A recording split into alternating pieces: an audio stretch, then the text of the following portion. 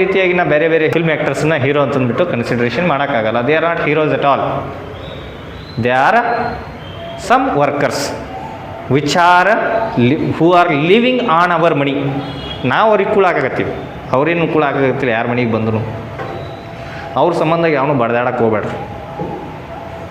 ಯಾಕೆ ಹೇಳ, ನಾವು ಹಾಕಿದ ದುಡ್ಲಿಂದ್ರ ಊಟ ಮಾಡಾಕತ್ತಾರೆ. ಹೌದಾ ಇಲ್ಲ?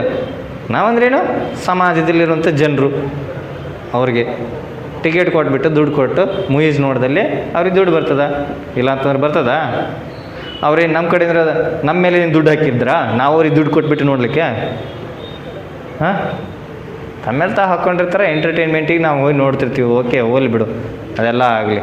ಹಾಂ, ಅವೆಲ್ಲ ಮೂವೀಸ್ಗಿಂತ ಇವಾಗ ಹೆಂಗಿದೆ ಅಂತಂದರೆ ರಂಗಭೂಮಿಯಲ್ಲಿ ಹೋಗಿಬಿಟ್ಟು ಒಂದು ರೀತಿ ನಾಟಕ ನೋಡೋದೇ ಬೆಸ್ಟ್ ಅನ್ಸಾಕತ್ತೈತಿ. ಅಷ್ಟು ಚೆನ್ನಾಗಿ ಬರ್ತಾವೆ ನಾಟಕಗಳು. ಇವರೆಲ್ಲ ಏನು ಮಾಡ್ತಿದಾರೆ, ಯಪ್ಪ ಟಿ ವಿ ಹಚ್ಚಕ್ಕಂತೂ ಒಲ್ಲೆ ಅನ್ಸುತ್ತೆ. ಅಕ್ಕಿ ಬೇಕು